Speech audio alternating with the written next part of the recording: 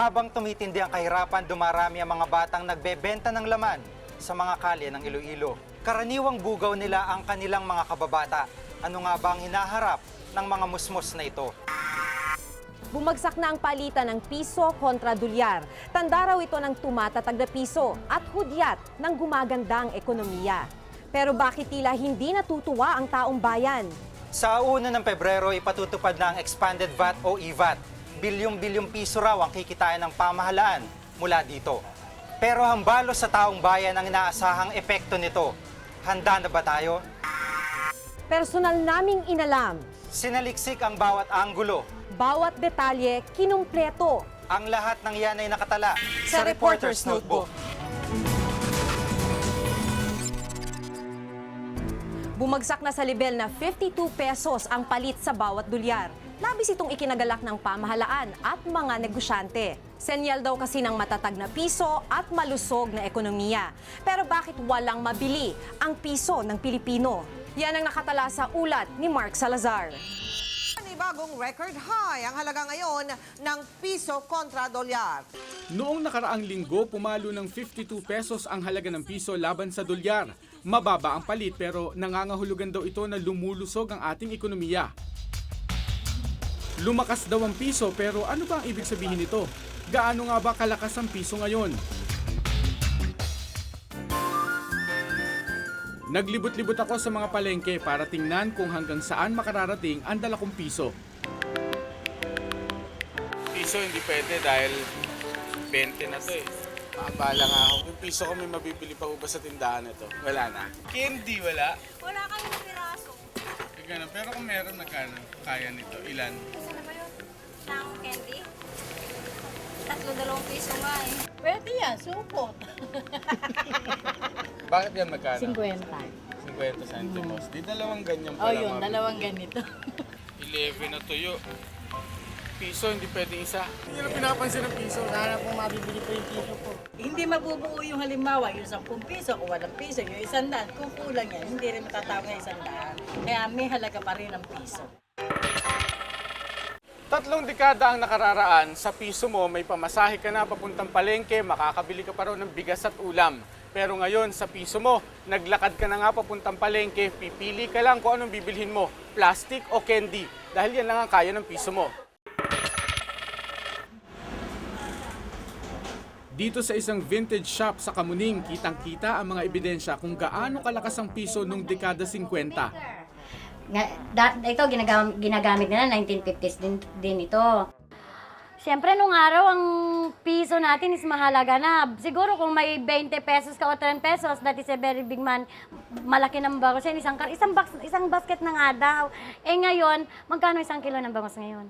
100 plus. Ngayon, meron tayo yung mga bote ng Royal True Range. Dati ang soft drinks na 8 ounce na ganito is 35 centavos. Ngayon, maabot na ng 11 pesos. Kung pagbabasihan lang ang presyo noon ng mga vintage products sa kanilang shop, kitang-kita talagang nanghina ang perang Pilipino. Pero kung babalikan na mas malayong kasaysayan, hindi naman hinamak na ating mga ninuno ang piso. Katunayan, ang inilagay nilang mukha sa piso ay mukha ng pinakadakilang bayani ng ating bansa. Si Jose Rizal ang ating naka-feature diyan sa ating 1 peso kasi siya ang ating pambansang bayani. He is given importance kung sa 1 peso natin siya. So nakikita siya, na-handle siya ng maraming tao. Pero alam nyo bang hindi si Rizal ang orihinal na mukhang nakaukit sa piso sa kasaysayan ng Pilipinas? Bagkus ay mukha ni Queen Isabel II ng Espanya.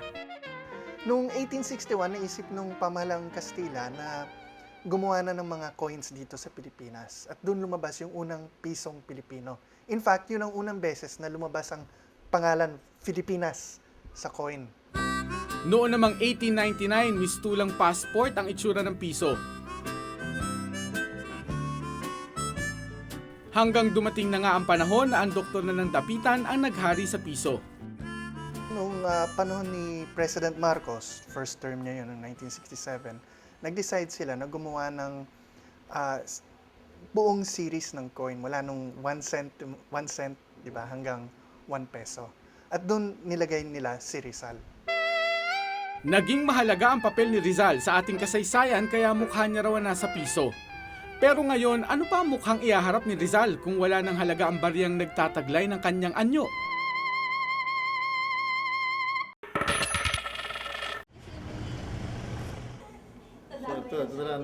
Ayon sa ekonomistang si Felipe Medalla, sa nakalipas daw na 40 taon, ang presyo ng mga bilihin ay tumaas ng mula 50 hanggang 75 beses.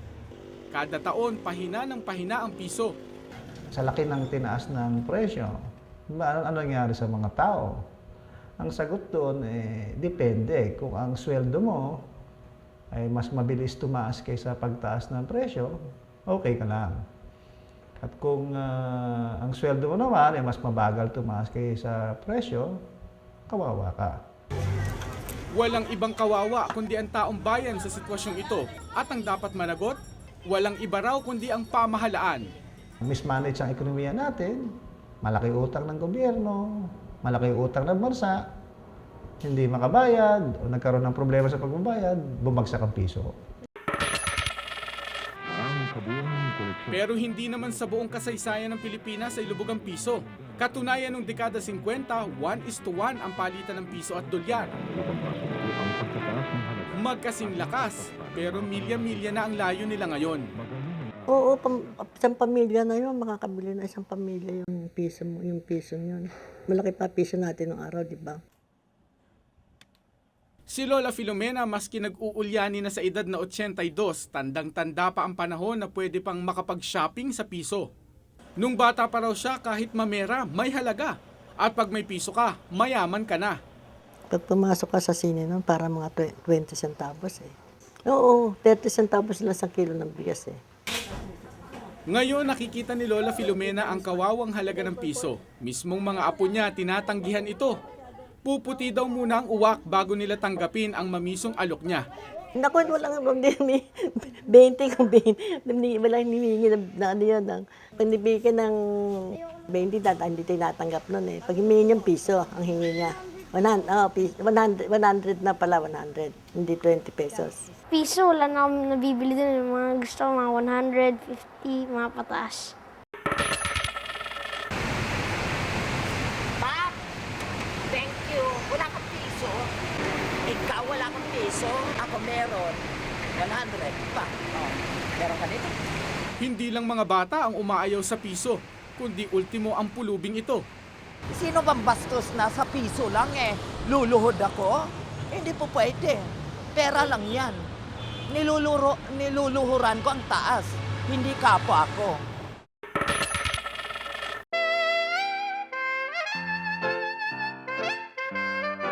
Magkaisa man daw ang 100 sentimo sa takbo ng mga pangyayari ngayon. Tila hindi na nga mararamdaman ni Juan ang halaga ng piso. Ako si Mark Salazar at ito ang nakatala sa aking Reporter's Notebook. 3 taon na siyang nagbebenta ng laman. Anong sinasabi ng mga taxi driver sa inyo? Wala man. Bukas naman sa gabi, ma-outing naman tayo, diba? Pag outing, anong ibig sabihin ng outing? Magsa-sex. Sa biglang tingin, simpleng batang kalye. Ngunit may mga lihim na karanasan at hinagpis ang mga musmus na ito. Nagbebenta ng laman di lang para mapawi ang gutom, kundi itinulak sa ganitong buhay dahil sa pang-aabusong sexual.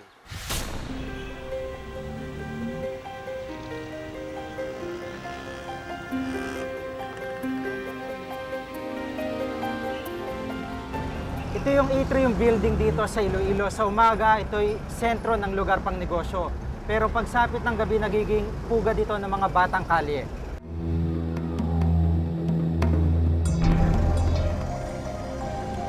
Sa tapat ng gusaling ito sa sentro ng Iloilo, pabalik-balik ang batang itatago natin sa pangalang Randy.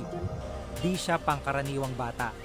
Sa edad na 13, bugaw siya ng mga kapwa niya bata, mapababae man o lalaki. Kung minsan nakatayo lang ako dito, may pumupuntang mga babae, sinasabi ko, gano'n. Kuya na, pununan ako ng costume yung umaga.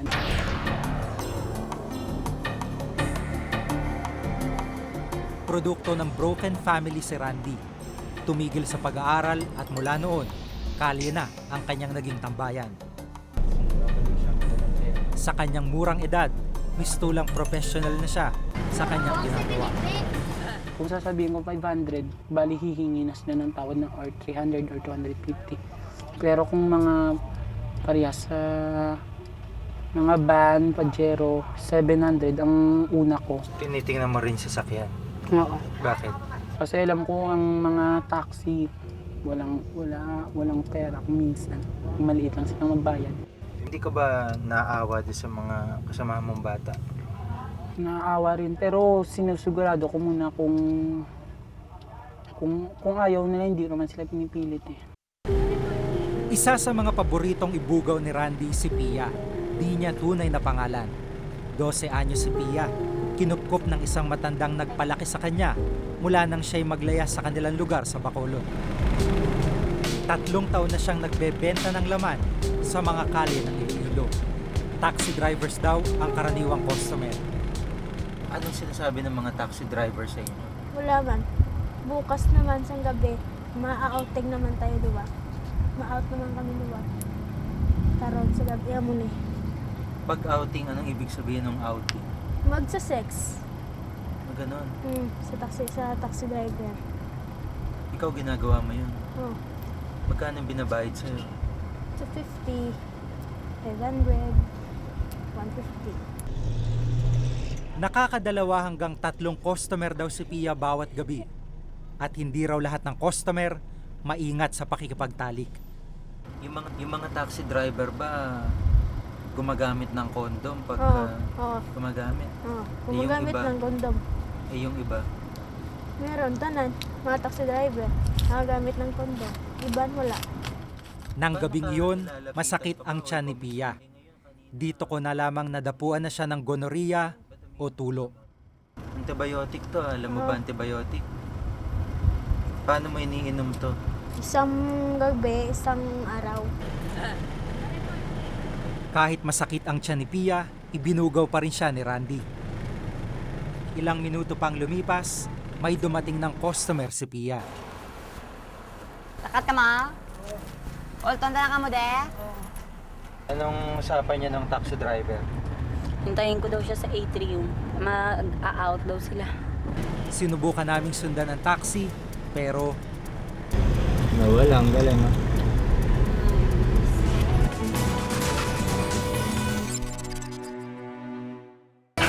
Ang sakit po kasi iniwanan niya kami nung maliit pa kami. Yung magulang ako, hindi ako isa lamang si Pia sa mga batang nagbebenta ng kanilang mga sarili dito sa kalye ng Iloilo para lamang may makain. Matapos ang mahigit 1 oras na paghihintay, nakita naming pabalik na si Pia. Di na namin nakita ang taxing sinakyan niya o ang driver na sumundo sa kanya. Ipinakita niya sa amin ang kanyang dalang pera. Magkano binayad sa'yo? Ito lang. 90 lang? Anong ginawa niya? Blue lang, blue job. Anong gagawin mo dyan sa pera mo? Iyatag ko to kay nanay. Para? Makakain kami. Nang gabing iyon, hindi lamang si Pia naghahanap ng customer. Sa unay, aakalain mong tambay o palaboy ang mga batang ito. Pero naghahanap din daw sila ng pagkakakitaan. Mga batang 9 hanggang 14 anyos, nagbebenta na rin ng laman. Nag-outing ka din? Sino mga kumukuha sa'yo? Mga bakla. Magkano ang bayad sa'yo? Mga 150, 200. Bakit mo naisipan na pasukin ng trabaho mo? Dahil wala akong kinakain araw-araw. Yung magulang mo na siya? Wala na.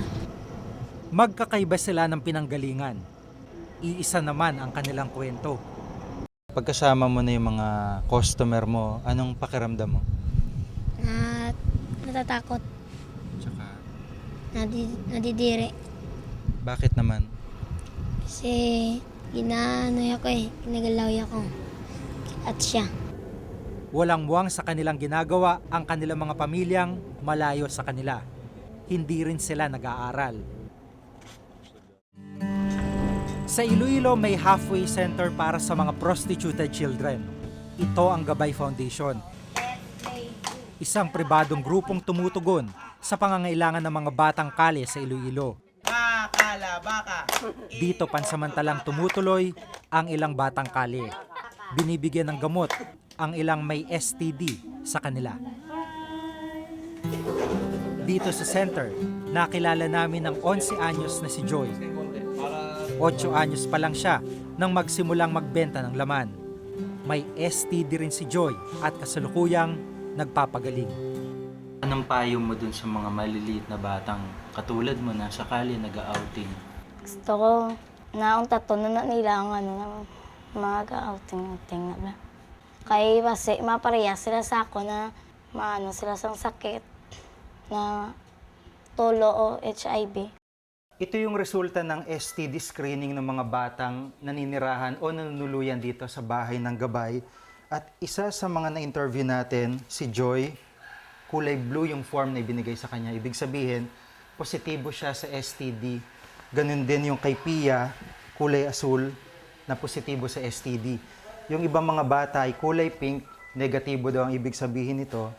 Pero meron din mga batang lalaki na positibo sa sexually transmitted disease. Dito na rin sa center nakatira ang 13 anyos na si Weng. Di niya tunay na pangalan. 8 anyos din siya na magsimulang mag-outing. Sinisisi niya ang pamilya sa kanyang sitwasyon. Masakit po kasi iniwanan niya kami nung maliit pa kami. Kung may magulang ako, hindi ako magkakaganito. Ayon sa Gabay, karamihan sa mga batang kanilang kinukupkup, biktima raw ng magugulong pamilya. Naglalaya sa mga bata at kadalasan, ang kalye na raw ang kanilang nagiging pansamantalang tirahan. Dysfunctional yung family at saka yung nahiwalay yung parents at saka poverty. Walang dudang kahirapan din ang nagiging rason, kaya ang ilan sa kanila pinasok ang pagbebenta ng kanilang mga serbisyo sa murang edad. Pero hindi naman daw lahat kahirapan ang dahilan kung bakit nalulong sa prostitusyon. Kulang sa guidance at saka yung isa pa is yung siguro yung atmosphere, environment na kinalakihan nila. Sa kasalukuyan, mahigit 6 na raang mga bata ang nabubuhay sa mga kalye sa Iloilo. 100 bata ang nasa Gabay Foundation. Kalahati raw ng bilang na ito, mga prostituted children. Ang problema ng prostitusyon sa mga bata ay hindi na bago sa Iloilo. We've been trying to entice them to get into the programs of the government. We have programs sa CSWD, sa out of school, ang mga livelihood training program. Nang aming tanungin kung bakit nagkalat pa rin ang mga batang prosti sa kanilang lugar, aminado si Mayor Jerry Treñas na sadyang mahirap daw puksain ang problema ng prostitusyon. Sinasabing ang prostitusyon, pinakamatandang hanap buhay daw ito sa atin. Pero kung gaano katanda ang kalakarang ito, siya namang kabaligtaran ngayon ng mga taong napapasok sa benta ng laman, makakuha lang ng pantawid gutom, makalimot sa mga hinagpis ng buhay. Ako si Jiggy Manikad at itong nakatala sa aking Reporter's Notebook.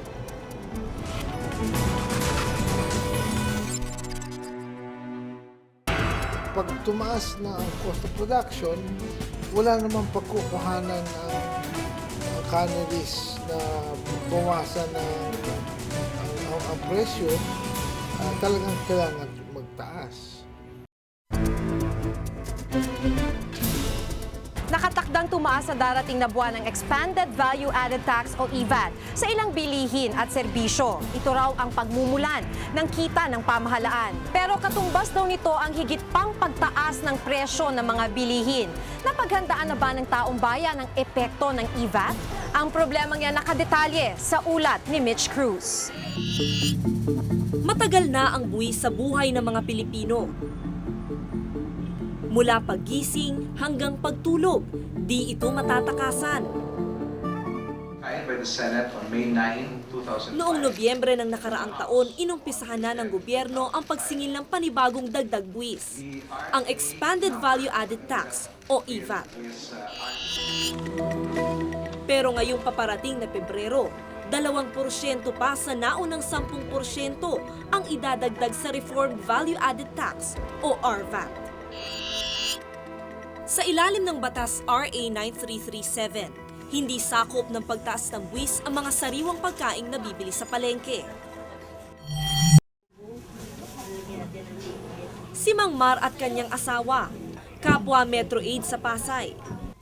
Ayon kay Mang Mar, halos 4,000 piso lamang ang naiuwi niya kada buwan dahil sa daming kaltas sa kanyang sweldo. Kasi sa dami nga ng deduction. Basta may mautangan, utang ng utang kasi hindi nga mag-gasya. Sweldo, dahil yung pag-aaral ng mga bata, magastos yung araw-araw pamasahe. Dahil raw sa pagtaas ng buwis, nagtsatsaga na lamang silang mag-anak sa instant noodles. Di na daw nila kayang bumili ng sardinas. Naniniwala siya na ang mga kagaya niya ang magdurusa. Ay, hindi na kailangan dapat tupad yung ibat na yun eh. Kasi ang maghihirap naman yan kami rin. Sa aming kinakaltas, pagkatapos hindi naman babalik sa amin. Paliwanag naman ng ekonomistang si Federico Macaranas. Ang IVAT ay hindi laban sa mahihirap. Kung kakalkulate natin yung tinatawag na input VAT at saka output VAT, karamihan dyan, mas middle income at upper income classes ang tatamaan. Hindi dapat sabihin na ito buwis laban sa mahirap. Kasi nagkataon lang na kailangan kumolekta ng taxes at covered sila. Sinasabi kasi na mas marami kang ikokonsumo, mas mataas ang VAT mo. Tila madaling paraan sa pagtitipid, pero suma total pa rin. Ang sariwang isda na kanilang bibilhin sa palengke, may kasali pa rin na VAT ng krudo ng bumili at nagdala nito sa mamimili. Gayunpaman, hindi naman daw makakasama ang IVAT. Kadalasan lang raw kasi, hindi lang ito naiintindihan ng nakararami. Ang kailangan ma-explain ng gobyerno na ang value added, hindi parang sales tax na sa kabuuan ng binibili mo ang pinapatong nilang tax. Ang ibig sabihin ng value added, kung ano lang ang idinagdag na valor ng isang kumpanya sa isang produkto, ang dapat matax. Kung aaralin, ang dagdag gastos sa paggawa ng mga produkto ang nagpapataas sa presyo ng mga bilihin. Sa isang pakete ng noodles na iyong binili, kasama na dito ang VAT ng mga materyales na ginamit. Nararamdaman niyo na ba yung IVAT? Paano ho? Siyempre, medyo mataas yung yung mga bilihin. Ganun pa rin yung presyo, wala namang binaba. Kung ano yung kuha ko, yung pa rin. Hindi kinakaila ni Francisco Buencamino, Executive Director ng Alliance of Fish Canners of the Philippines, ang epekto ng VAT sa industriya ng paggawa ng sardinas. Ang lata na kanilang pangunahing material ay nasasakop ng VAT. Ang unang tatamaan yan is the fuel and then also electricity. Both are production components, no? So, or cost of production. So, pag tumaas na ang cost of production, wala namang pagkukuhanan ang canneries na bawasan ng ang presyo, talagang kailangan magtaas. Malaking porsyento ng mahihirap sa mga syudad gaya ng Maynila ang umaasa sa sardinas. Ang gobyerno naman patuloy sa paghikayat sa mga Pilipino na unawain ang IVAT. Ang isang positibong impact dyan is, una-una, hindi na tayo kailangan mangutang pa. Okay? Pangalawa, dun sa nakuha nating koleksyon, bahagi nun, nagamit natin ngayon ng pambayad naman ng utang natin. At ang bahagi naman doon, yung ngayon ibabalik namin sa pamamagitan ng social services. Nangangamba lang ang DTI na sasamantalahin ng ilang negosyante ang VAT. Merong mga negosyante tayong nagsasamantala. Alam mo, sometimes they take advantage kasi medyo technical itong IVAT. Sasabihin lang na sa pobreng namimili. Alam nyo, kaya ganito ang presyo dahil sa VAT Huwag kayo basta't maniniwala sa ganun. Palagay mo na, gawin mo ng 25 centimos rather. Ha? Pag pinatungan kayo ng piso niyan, i-report nyo sa akin. Simula Nobyembre, umaabot sa 81,409 na sumbong ang natanggap ng DTI kada buwan ukol sa pang-aabuso sa presyo. Sa ngayon, mula 5,000 hanggang 500,000 ang multa sa mga nahuhuling abusadong tindero. Tinatayang 4 trillion pesos ang utang ng bansa. Inaasahan ng grupo ni Finance Secretary Margarito Teves na makakalikom ng 6 na bilyon kada buwan o 82 bilyong piso sa loob ng isang taon. It's about 6 billion ang net, no? Doon sa 10%. Siyempre with the additional 2%, tataas pa rin yan. Kasi the sum total ng 206 revenues, kung 12% na po, ay mga 82 billion ang tinitingnan po natin. Malaking halaga sana ito sa naghihikahos na ekonomiya. Pero 30% lang sa nakolekta ang maibabalik sa bayan. Ang malaking 70% ay ipambabayad ng utang at iba pang gastusin ng gobyerno. Hindi naman daw kasi ito ang solusyon sa ating problema, ayon kay Nicanor Perlas, isang political analyst. There's no need for an EVAT at this point of time for the government to show its political will. Linisin nila muna yung tax system of collection and disbursement. Immediately, actually, pag nilinis nila yan, mas marami sila makakolekta than in the EVAT. Ayon pa sa kanya, importanteng tugunan ang mga tax leakage at habulin ang mga buwis na nakakawala. Inequitable yung design ng EVAT. Kasi yung poor mostly dun sila sa purchases. So that's why nandun kagad yung collection.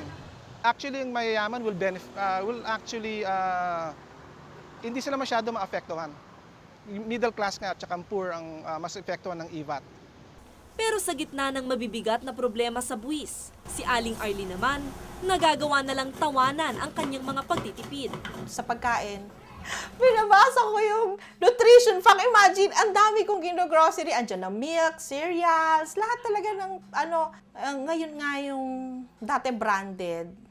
Ngayon, generic na. Si Mang Mar naman, nangangamba na sa mga susunod pang mga araw. Kakayanin niyo po kaya kung mataas pa?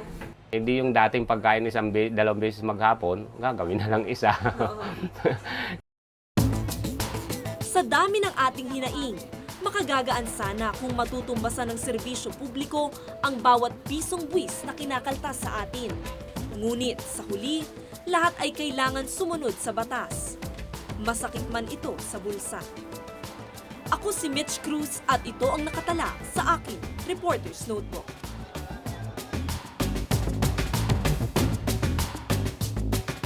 Taglagas, taglamig, tagulan at tag-init. 4 seasons in one day. Naranasan ni Ivan sa New Zealand. Pero naging mas mapaglaro ang panahon sa mga Pinay na nakilala niya rito. Whether here in New Zealand or anywhere else, I am still Filipino. Bakit para sa ilan, ito'y paraiso. Hindi mo kailangan ng agent. You can come to New Zealand on your own. At sa iba, purgatorio. Wala tiwala. Wala ko naiiyak. Abangan ngayong Miyerkules, Pinoy Abroad. Kung may nais kayong ipasiyasat na isyo balita, maaari kayong tumawag sa amin sa numerong 928-7021, local 1424. Maaari rin po kayong mag-email sa amin sa reportersnotebook@gmanetwork.com. Para sa malalimang pagtingin sa mga issue at balita, samahan niyo kaming muli sa susunod na Martes. Ako si Maki Pulido. Ako si Jiggy Manikad at ito ang Reporter's Notebook.